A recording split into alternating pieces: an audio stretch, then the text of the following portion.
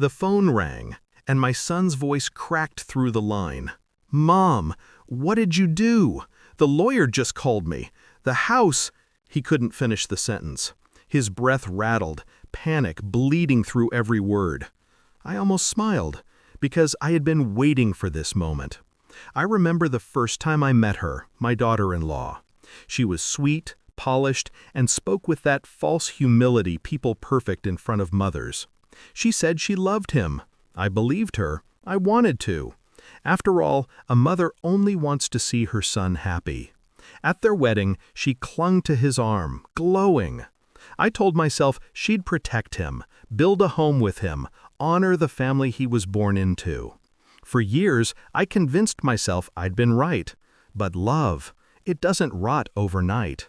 Betrayal takes time to ferment. It began with little things. The way she'd tighten her smile when I entered a room. The way she corrected my son in front of me, as if I were the outsider.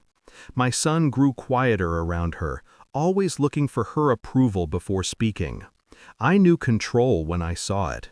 Then one evening, scrolling through my phone, I stopped cold. Her post. A photo of my son, her arm looped through his, her mother leaning into the frame. Captioned, "The Family That Matters."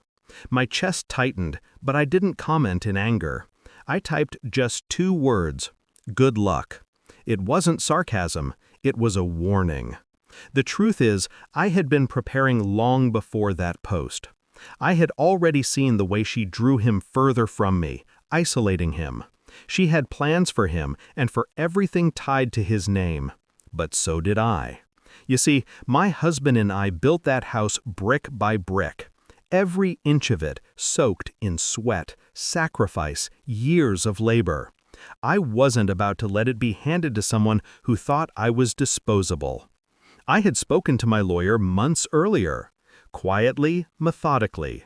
The property title was revised. My son had no idea. The house was never in his name. It was mine alone. My lawyer made sure of that.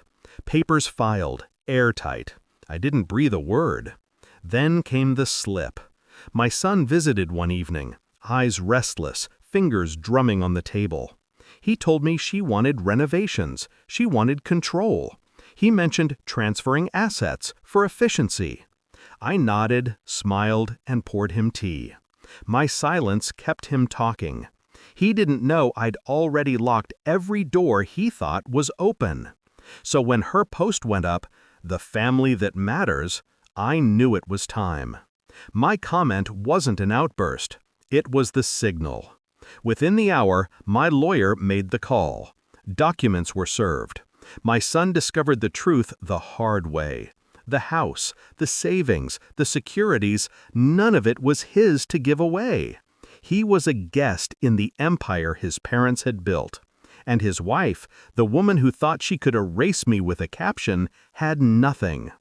The night he stormed into my home, pale as ash, he shouted, "The lawyer just called me. What did you do?" I looked at him, my boy, trembling, torn between the mother who raised him and the wife who owned his spine. "I did what mothers do," I said calmly. "I protected what matters."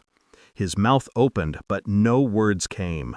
I could almost hear the gears grinding in his head, trying to reconcile years of lies with the truth standing in front of him. She came days later, her face a mask of fury barely disguised as dignity.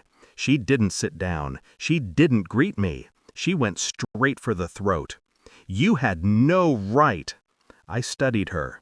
Perfect hair, manicured nails, eyes sharp but hollow. She had built her confidence on the assumption I would stay quiet, submissive, grateful for whatever scraps of affection she allowed. "No right?" I said, my voice steady. "I built this house before you even knew his name.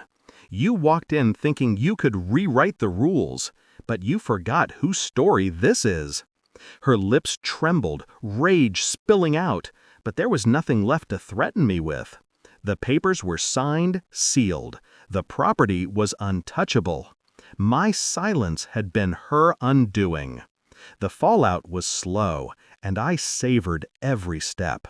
Her mother, the woman she so proudly placed in that picture, had been bragging about family wealth that was never hers. The embarrassment spread through whispers, then open ridicule. Their social circle, built on illusion, began to collapse. My son, he tried to repair things with me. For weeks he came around, softer, humbled. I didn't push him away, but I didn't shield him either. He needed to feel the burn of misplaced loyalty, the sting of standing beside someone who would gladly erase his bloodline for the sake of appearances. Now, when I sit in the living room of my house, the house that matters, I look at the framed photographs on the wall. My husband, my son as a boy, grinning with scraped knees and wild hair. A family that does matter. Do I regret it? Not for a second. They thought I was weak, sentimental, easy